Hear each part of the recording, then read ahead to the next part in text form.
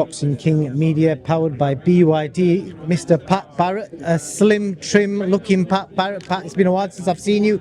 You been hitting the cardio, or is it just work in the gym? Doing a lot of pad work. Good way of losing weight, I suppose. So we're here for Lyndon Arthur, back in the mix again. Liam Cameron, an interesting character. I'm just curious to know what you expected from Liam Cameron, because he's had a bit of a resurgence recently, come back from drinks and alcohol and all that kind of stuff, and he looks in great shape looking at him.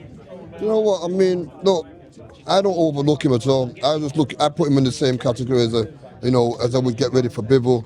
I would get ready for any fighter and that kind of thing who's going to come up against Lyndon, because it's also an opportunity for them to rebuild their career. And if he didn't think he could win, then he's in a position where he wouldn't have took the fight, and he would have took a few more warm-up fights and then got into something like this. So obviously they've seen something what they think that they can, get past. My job is to make sure that we always see a different Lyndon and we do something different in every fight. And that's not to be the same Lyndon as he was in the last fight. And talking of that last fight, I'm going to come back onto this one. How do you reflect on the performance and just the whole experience in Saudi Arabia? I mean, the experience, considering we took it 4 weeks' notice, to me was not something, but it's what Lyndon wanted. And as long as he worked with us on what we said we was going to work on in order to get through it and to do it, then yeah, it was a great experience. The loss to me was as good as a win for Lyndon, because he learned a lot about himself. And to be in the ring with such a fighter like Bivol, I mean, he fought not so long ago, Bivol, and the kid took the same fight on the same kind of notice, where Bivol destroyed him, literally destroyed him. And it could have happened with us. And again, the one thing that Lyndon did have, he matched him for the jab.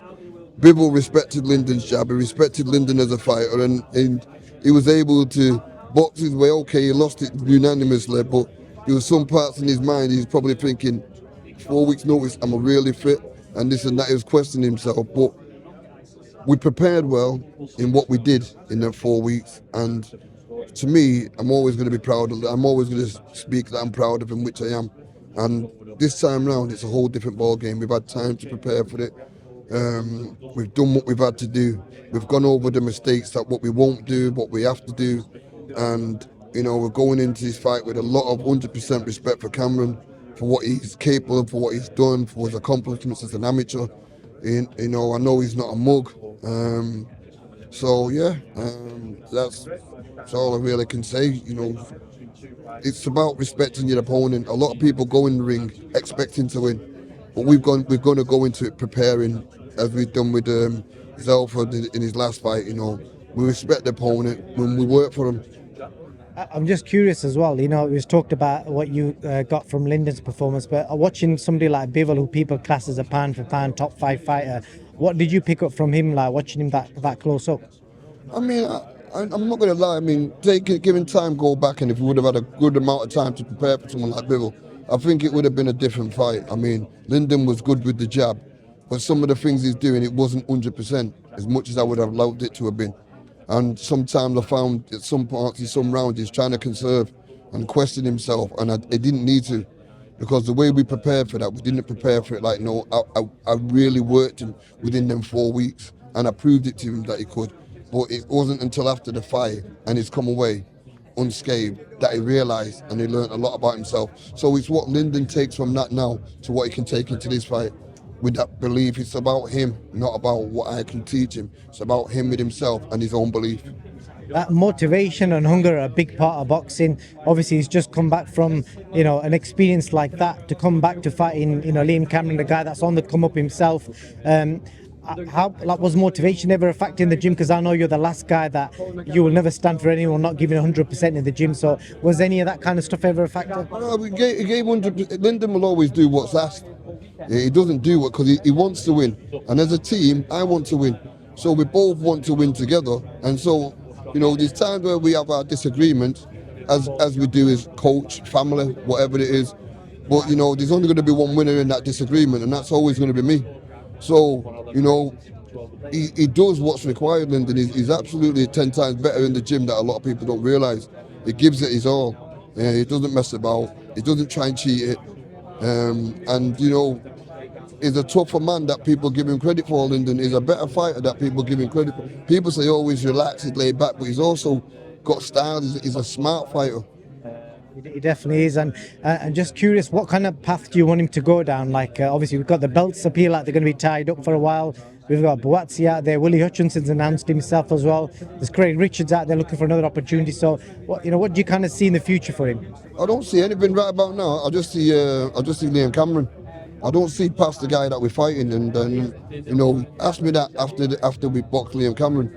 But right about now, we've got an hurdle that we have to get over, and that's where I'm thinking, and that's where our eyes are on, and nothing else past that. Once we get over that hurdle, then it's another story. Indeed it is. I just want to get your opinion on something, Pat, because it's been a while since we caught up. We saw Tyson Fury lose to Usyk. There's been a lot of opinions since whether he can avenge the loss or not. First of all, do you think he can avenge a loss? If so, what changes, if any, do you think he needs to make? I think you know what it is. I think he can definitely revenge the loss, 100%. The Tyson Fury that I know, yeah, and I spent time with, 100% can revenge it. A lot of things. The only thing that I think there was too many. As they say, what's that old time saying? Too many chefs spoil the broth. And I think in that corner there was just too many. His dad, who he highly respects, he's going to listen to. Then there was what's it called, Lee. What's it called, Lee? Andy Lee. And then there was, yeah. So, you've got all these people that he respects and he listens to, and they're all voicing an opinion. Really, it should be one. And that corner should have been managed a bit better. Someone said he was winning the fight, but that's the last thing you want to be telling the fighter. You want to be saying the fight's close. You got to put your foot on the gas. And I think at some point Sugar Hill was saying that. But then, so I think that's a bit of a experience that if he could probably turn the clock back, he'd go back and say, well, so we're not blaming it just on that, but, he got caught with a good shot. I think it was damaged his nose. That also played with him as well. So again, boxing's a mind thing. So, but the Tyson that I know, he can definitely revenge it and come back and be undisputed. Even if he's got to go back to fight somebody else to take the belt from someone else, he can do it. I see a lot of people have said that. Could it also be a case of Usyk is that good, and sometimes once you get in with him, he's just that much of a puzzle to kind of solve? I think Tyson solved the puzzle. I think sometimes with Tyson, you can be overconfident. Like I've just said, you've got to show your opponent. You don't have to like him, but you have to respect him. You 100% have to. But if you didn't respect him, you wouldn't prepare for him. You eat, you sleep, you dream him, you see him, you shit him. They never go out your mind. I don't. So I'm every day questioning myself. Have I done this right? Is that right? Did I work on this? Did I miss anything out? You know what I mean? Sometimes I can overthink because I'm the chief coach and I don't have no one to rely on and to be assisted. So I have to sit at nights and go over things in my head and ask myself, have I done this right? Did I do that? And I have to check. And I'll say, Lyndon, we're going to work on this tomorrow. And even though we've done it before, I want to make sure that everything's spot on. So, Just curious, you're second in the corner. Do you tell them beforehand that don't disturb me, or do they in between rounds give you some tips? Or the only time we talk is if they're in the fighting ring, we're in the corner, and then my friend or Wayne or Matt will talk to me then. But when it comes to going up in that corner, there's only one voice. Yeah, I mean, we've had this before. We've had it before with Sonny. With Sonny's Lyndon's best mate. But I just said, look, Sonny, from now on, if you're going to finger, take the seat and do it from there. Because, again, I don't want the confusion. Who's coach? I spend every day in the gym with Lyndon. Nobody else does. Yeah. And I know Sonny's a great guy. He's got, you know what I mean? But sometimes it's got to be just me. one voice. Yeah, one voice. Yeah, and then, I'll tell the truth, and then if you're behind, you're losing. This is when you're behind on this, you need to change it. One thing I like about you, Pat, you're the kind of guy, if you got an issue, you're going to just say it. You're not going to hold on to it. No, there isn't no point. You got to do it.